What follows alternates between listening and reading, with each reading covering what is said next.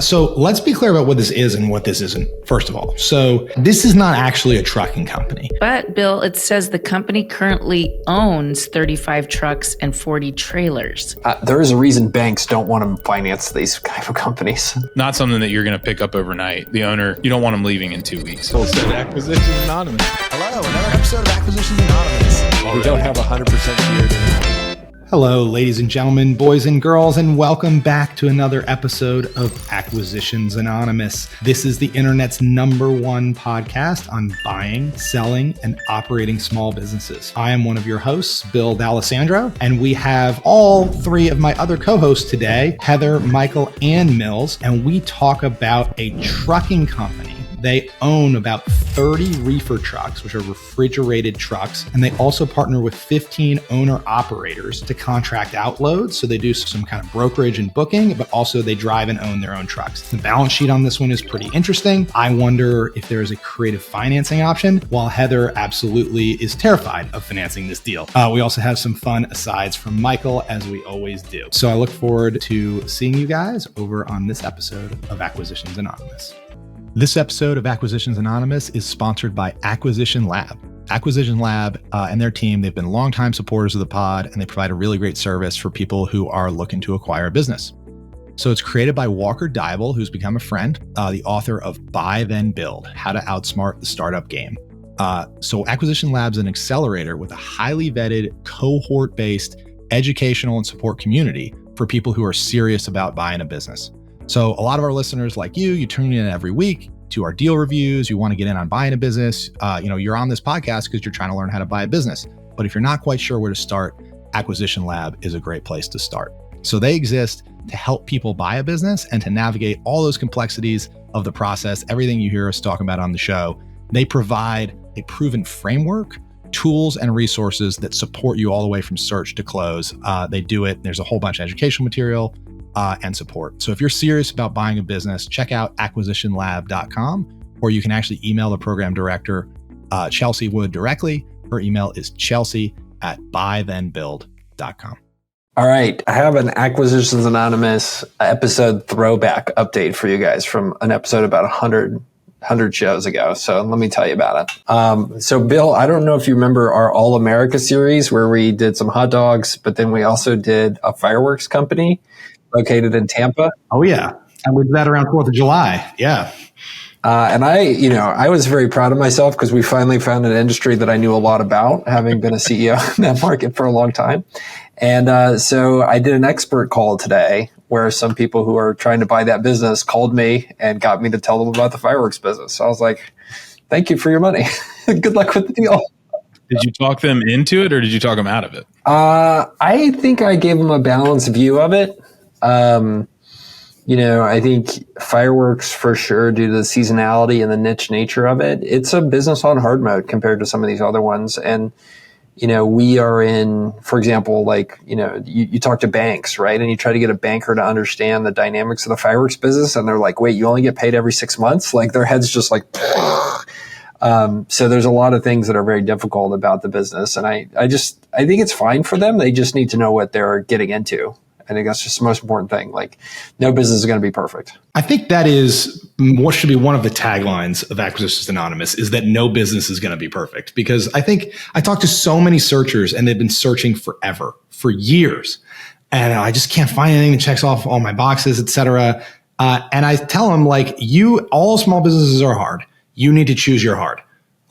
Pick which kind of hard you're willing to deal with, handle, and fix. Because if this business were perfect, it would not be for sale. And if it were perfect and for sale, it would cost 20 times EBITDA, yeah. Which is out of your swing, your strike zone. So you got to figure out what kind of not okay you're going to accept. It's a good word. I'm going to speak to the University of South Carolina students tomorrow about the podcast, and it's kind of an ETA type discussion. So I'm gonna ring very loud on that note. One of my friends used to call it every deal you're going to do is going to have red flags. You just need to make sure you know what the red flags are and you're okay with them. I was like, oh man, that's really good. I'm going to steal that and use it on a podcast someday. Yeah. Or you got to actually have a plan to mitigate them. We've bought businesses before that had major problems. One of them had its own contract manufacturing in a house in rural Texas. The manufacturing equipment was plugged into the dryer outlets in the laundry room. Oh, wow. And they were pouring it by hand on the kitchen counters. Some people might have thought, I'm running as far away from this as I possibly can, but we bought the business. And I flew down there to Texas and we figured out how to extract the manufacturing from there. We stood it up in Charlotte, North Carolina in our facility. And then we eventually were able to contract it out in time. But like it took a couple of years. It was not like the cheapest thing in the world, but I baked it into the business plan. And we could do the deal. I think a lot of other people couldn't have done that deal or would have been scared off by it. Well, speaking of deals, I brought the most perfect deal for us today. That is a perfect Acquisitions Anonymous deal. Heather, you want to know why? Why? Because none of us know anything about this business. Yeah. So it'll be perfect. So let me read it to you guys. It's an Axial deal. So it's a $4.7 million EBITDA nationwide refrigerated and dry freight trucking company. The summary is this is an opportunity for a well-established full-service trucking company founded in the early 2000s. The company has grown to operate nationwide across all 48 continental states, specializing in both refrigerated and dry freight. With a strong emphasis on refrigerated freight, the company has positioned itself for continued growth in this expanding market segment. The key business attributes include a diverse freight mix. They currently transport an average of 60% refrigerated and 40% dry freight. They have an expanding fleet. They own 35 trucks and 40 trailers, and the fleet will be soon expanding to 60 trucks with additional refrigerated units.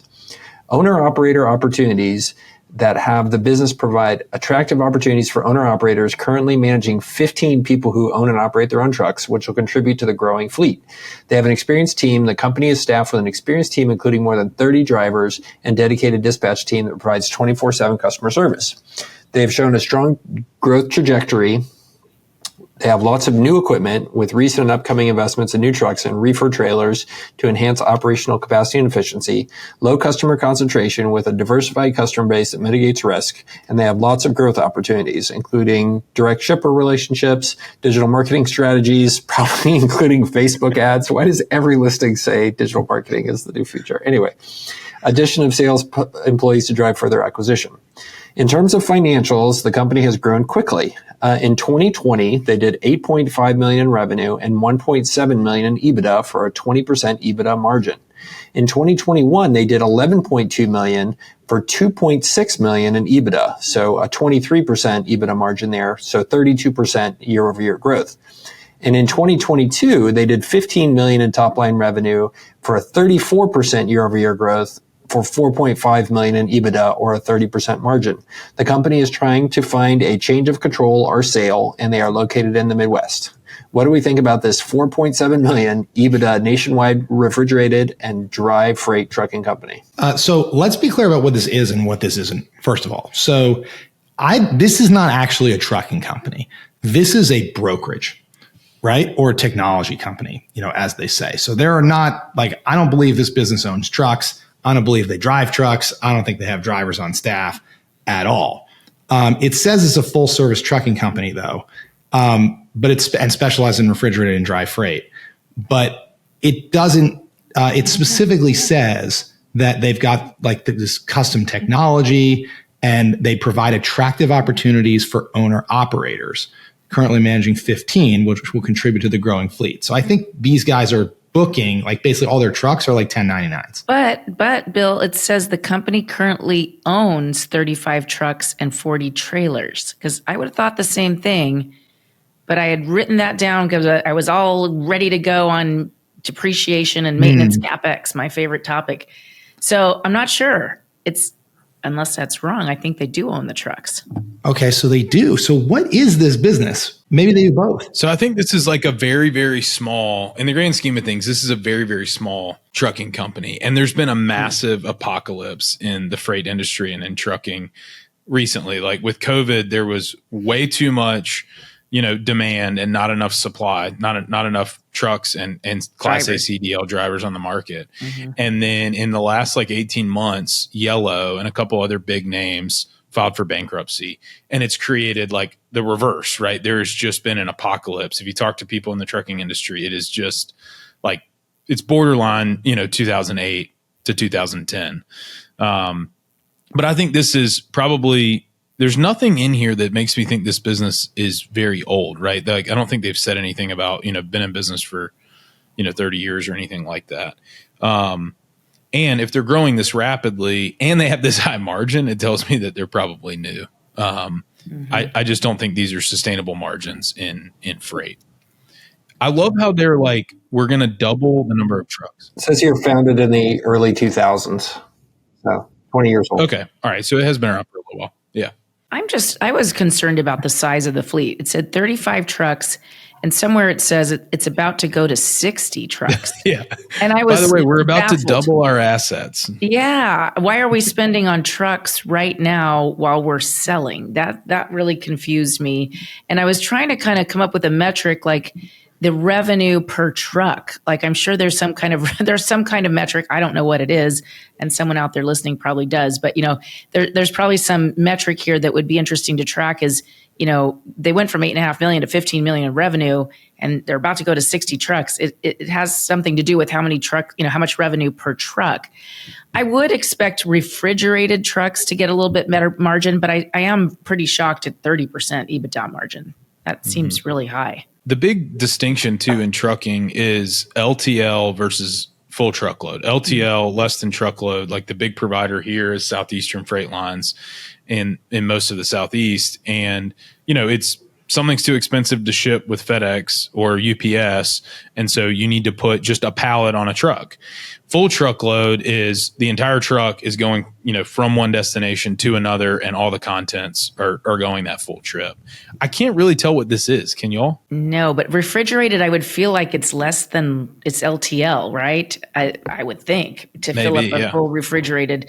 But yeah, they didn't make that very clear. And I think it's a pretty important distinction in this business. I also wonder, like, how sticky are trucking, relationships? I don't think they're very sticky from what little I understand. It's all about price. It's very commoditized, which is tough. That's what I think, kind of back to your point, Mills, what's been going on since COVID and before, this is always a very cyclical industry, but it's even been more pronounced since COVID, I think has to do with that, in that, they don't have sticky customers, and it's all about price. A little bit about service. I mean, you got to deliver. You got to deliver on time in the right place. But I think that sometimes takes a little too much of a backseat to price. Hey, Michael here. I want to let you know that I'm hosting a conference, first time I've ever done it, and it's called Holdco Conference 2025. If you want to learn how to manage multiple businesses at once, how to incubate new companies, or how other Holdco owners and operators run their fleet of companies, then you should come to Utah next spring. We've got a ton of great speakers, including Walker Deibel, who wrote Buy Then Build and founded Acquisition Lab. Plus, we're hosting it at an all-inclusive mountain resort, so you can hit the slopes at the end of the day. So please go to holdcoconference.com for your tickets and get 10% off with your discount AAPod. That's holdcoconference.com and use code AAPOD for 10% off. Now, back to the show. So one of my favorite TikTok channels these days, I have a lot of favorite TikTok channels, but there's this genre of TikTok channel, which is people who are independent freight brokers and independent freight bookers. So there's all kinds of different ways this can work, right? You can have, like Bill, you were talking about, there's a pure freight broker who's just like, they get loads and they buy them and sell them. Then there's other folks who are basically the booking agents for individual independent trucks. So a lot of trucking is Russians and Eastern Europeans in the US. So I don't know if you've ever had a car shipped. There's a very good chance a Russian dude will deliver it for you if you have a car shipped across the US. It's happened 100% of the time I've had a car shipped. A Russian dude either picked it up or dropped it off. Like Vladimir was the one picking up my car. So a lot of trucking is these Eastern Europeans. And so one of the channels that I love to watch is this guy who each little vignette is him taking and trying to arrange freight for one of the trucks that he manages and books for. About 50 episodes in, I learned that this guy who has a pretty heavy accent, like a Moldovan accent, is in Moldova. He's working from Moldova, booking all the freight for these guys, and he's an independent. And later on, I watched TikTok with him. He's like, there are hundreds, if not thousands, of us in Eastern Europe who are booking freight across the United States, and none of the book companies or anybody has anything the wiser. So it is a hugely fragmented industry, to your point, Heather, and to some extent like a very red ocean like that is painful if you get on the wrong side of it. So yes, a very red ocean, but also there are thousands of guys in Eastern Europe booking freight. Like if you can build an engine here that can sell and book freight, you can take major share because this industry is ancient. So as someone who has booked a lot of trucks, it seems like all of us on this podcast and those listening would think like, oh, like, you know, you have a load and you need a reefer truck. You go to like uberforreefers.com, right? And you quote it out and you get the best price. And sort of is the answer. Like there are big freight brokers. More often than not, you will go to a freight broker and they will do it. There are some platforms that brokers have access to that you would not as a regular shipper. But a lot of times people just like get their guy's name, like their trucking company's name, and shockingly just call them. Like, and don't bid the rates or the shipments out. And it's not because they can't, it's just because they don't. Because they're sending a truck every week and they got their regular guy and he picks up every Monday and it doesn't make sense to bid it out every single week. And they kind of get on a contracted rate and they just go. So it surprised me at how much of this industry is old school and does not shop every load. Interesting. Yeah, and I wonder, do the trucking companies take advantage of it and that's how they get to 30% margins? I think so. Yes. This Moldovan guy, like it is a masterclass in negotiation. Like he does all the stuff that you're supposed to do as an astute negotiator. He doesn't make the first offer. Like he reserves information. Like he always tells you like it's not high enough. He has all kinds of data points like to twist it back on you. He does all the Bill, you'd love it. He does all the master negotiator guy. He does all the like making you empathize for him. He's like, well, I can't make money for that, or I have 200 miles of deadhead to get there. Like it's a master class in how he does it. But like what he's doing is like the one side will offer $1,200 and this guy's trying to eke out another $250 or $200 on each individual load. And that's where all the margin is. And, it's fascinating to watch. But yeah, I mean, it's to build to your point. This is a space where if you're really good and you're a great operator, you're going to get paid. If you're not, you're going to get fried. So it seems like one of the things that they're doing here, right, is moving away from the asset intensity. I don't think they can functionally double the number of trucks overnight, nor would they double the number of trucks overnight if they're all purely owned and financed, right? These are expensive trucks. And so, you know, they mentioned they're currently, you know, managing 15 owner operators. That's just a guy with a Class A CDL who says, I want to own my own, but I don't know that I can stay busy on my own. So I'm going to go, you know, haul other loads for other people. Yeah.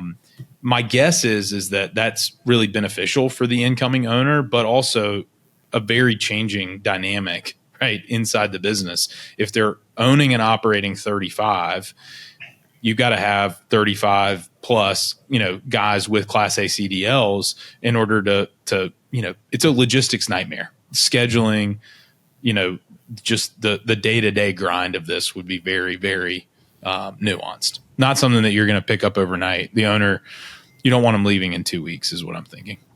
Yeah. Dispatch team that provides 24/7 customer service. It says right there. So yeah. You've got calls every day, every hour. Those are the guys you put in Moldova though, right? Like that's how you make margin in this business. Like this is classic, you know, you can get an edge here by having structurally lower cost of labor, right? And you can make a little bit thinner margin and win more business. Yeah. So who should buy this business? And maybe there's different personalities, but who should buy this? Maybe you should send it to your TikTok guy. Yeah. I don't know why he would. I mean, he has a great business, right? His whole business is he partners with individual owner operators of trucks, and then he negotiates on their behalf and finds good deals and books them for them and then takes a percentage of it. So I love his business compared to this one. Light. Yeah. He doesn't own any trucks. He's not like, he doesn't get flat tires. He works in Moldova. He's probably living like a king, right? Like, so I would be happy to be in that business compared to this one where you're taking so much risk. You have all these contract drivers. You own these trucks. Somebody gets drunk and drives it into the side of a produce stand. You got huge problems and liability. Like, man, I'd rather be the Moldovan guy over this business any day of the week. I could see like the son or daughter of somebody who had a trucking business. So like you're tech savvy and knows how to hire people overseas and build a sales team, but also knows the trucking industry. I think that would be great, because what you need, I think, in order to keep kicking butt in this business, is the ability to do sales, to build that team, that call center, and that's doing support, but that's also booking freight. A lot of your money is made on the phone. But you also got to know the trucking business because you're operating trucks. I also wonder if there is some sort of sum of the parts deal here. Can you buy this and get all the trucks with it and immediately sale lease back the trucks and get back 50% of your purchase price, overnight or more? Or sell the trucks to another trucking company and immediately just start booking loads for them. There's two bits of this business, right? Driving the trucks and booking the loads. I'm willing to bet one of them is a good business and one of them is not a good business. And I wonder if there would be a way to pivot this into just the good business. Well, and I think the people who succeed in this industry are the ones that do it with very low amounts of debt and a very, very, very long time horizon. Yeah. And so buying something like this, you're talking about, you have to buy with debt more than likely. And, you've got to make debt service payments. So that shortens your time horizon by necessity. And so it just, with as fickle as this market can be and as fickle as pricing and demand can be, it's really hard to maintain, I think, just debt service obligations over the long term. Yeah. I mean, free cash flow is not 4.5 million. That's EBITDA with a D, and probably the D is $1.5 million. And so, this is probably 3 million at best before maintenance CapEx. There's probably some stuff being capitalized there. So it's maybe even a little sub 3 million free cash flow. And it just got there. So you don't know how sustainable that really is, because we don't know what drove that doubling of sales. So it feels like owning trucks, to your point, Bill, is something that's better done at scale, much bigger than this. And at this size, it's probably really, really tough. So I like your idea, pivot, get rid of the heavy assets and go for more the sales side and the brokerage side. But as far as who buys it, it feels like just a bigger trucking company that wants to add to their fleet. If they're going to run it the way it's been run as a trucking company. I mean, unless there's contracts here, what are they buying? Yeah. I mean, you're buying some trucks and some relationships and some drivers. And, we've changed to a different world, as Mills says, where there's a glut of those things. You got people applying for jobs. So, I mean, I guess that's why these things often trade as a sum of the parts. Bill, to your point, cost of the value of the trucks, the value of the drivers, your assets roll out the door every day and you hope they come back. Yeah, it's very hard to value this thing without knowing what the trucks are worth. I mean, the balance sheet on this thing is going to be a huge, huge driver of the purchase price. There is a reason banks don't want to finance these kind of companies. So, Heather, this is your entree. You could do your lender rant about rolling stock. Rolling stock, you use the word, there it is. It rolls away. It doesn't come back. When you go to liquidate, it's all gone. Same thing with boats and airplanes, same thing. But, and of course, it's this whole idea of maintenance CapEx. You sort of have to figure out how much does it really cost you on average each year to maintain and replace the equipment, the fleet. And now you're guessing when you do that. At best, you're just guessing. And then you've got growth CapEx too. They want to go to 60 trucks. How are they doing that? That's a lot of money. Very expensive to grow. This is a tricky one. This is very, very tricky. Mm-hmm. I think it's probably a good add-on for a business already in the space. Yeah. I would think this is a very, very easy add-on. And just on day one, you integrate it into your systems and you repaint the trucks and you're off to the races. Girdley Trucking. I can see it now. Girdley World Trucking. Fantastic. Let's go. Well, I knew a guy who was a very flamboyant trucking company owner, and he talked about big and millions of dollars and all this money he was making, and then the next year he was divorced and broke. 12 months later, things went horrible. So yeah, there's a reason why banks don't like these, and I think to some extent why, if you're going to own a business like this, there's a lot of people who go into cyclical businesses and don't expect them to be cyclical, right? And I see I see it happen a lot. And this is one of those ones where like you may be feasting right now, but you better get ready for the famine because it inevitably comes. That's when you sell the business, Michael. That's obviously. what they're doing. I mean, when people get in trouble, and like, you know, I've said this to friends that are, you know, like the light industrial real estate business has been absolutely on a tear for the past 4 years. And like, I've said this to friends in that market, like, hey, like this can't go on forever. You're in a cyclical business. And they're like, no, it'll be fine. I'm like, I'm not sure it will. I am sure that there will be a glut of light industrial at some point and you're going to be in trouble.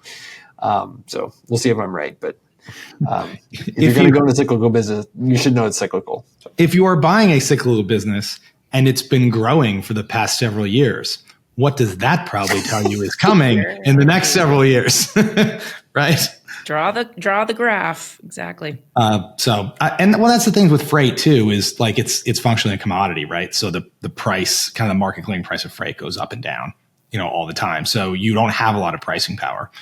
But then you have fixed assets and debt payments and all that stuff. So you just get crushed at the bottom. Yeah, absolutely. Tough one. We lost our co-host, Bill. What happened? Yes. Well, what did you say? We're having everybody had a tight timeline. So Heather and I are now going past our allotted recording time. So it's just the two of us. So we get to rate the deal. Yeah. And we're without them. So Michael and Mills, too bad. Hey, yeah, Heather said, I already knew. I'm already done. Thumbs down. Heather is instant thumbs down. I'm actually, I don't know what the hand signal for get the book is, like sign the NDA is, but like maybe, you know, I would get this book and I really want to understand the balance sheet. I'd want to understand the condition of the trucks and what they were worth, because I would be curious to see if there's a financial engineering deal here. Yeah. Where, you know, you could get leverage. Like if they own all the trucks free and clear, there might be an asset-backed loan on the trucks. You know, more like a truck loan that you could use to help finance this business. And you could do that plus, you know, seller roll or seller financing, and you'd be able to buy this business for not a lot of money. So I would be interested Yeah. I would get the book here to try to understand, first of all, why it's growing like it is. Mm-hmm. Second of all, what's going on with the assets. And third of all, if there's like a good business, bad business split. Like this is interesting enough that I want to learn more about it. Well, somebody will probably learn more about it. Maybe they'll tell us. That's right. That's right. Tell us, tweet us if you know about the trucking industry. We'd love to hear. We are on Twitter at ACQU Anon. I'm also at Bill DA. And Heather, what is your Twitter at? Viso. Oh, my Twitter is Endresen, Heather. I did the last name first. And my website is visocap.net. If you want an SBA loan, check me out. But not for trucks. Not for trucks. No, don't come to me for trucking company or truck loans. Check out Heather if you're trying to buy a business. She is absolutely one of the most knowledgeable SBA loan brokers on the market. She works with pretty much every lender in the country and will get you a great loan. I have seen it happen dozens, if not hundreds of times by now. Thank you, Bill. Thanks for tuning in to Acquisitions Anonymous, and we will see you next time.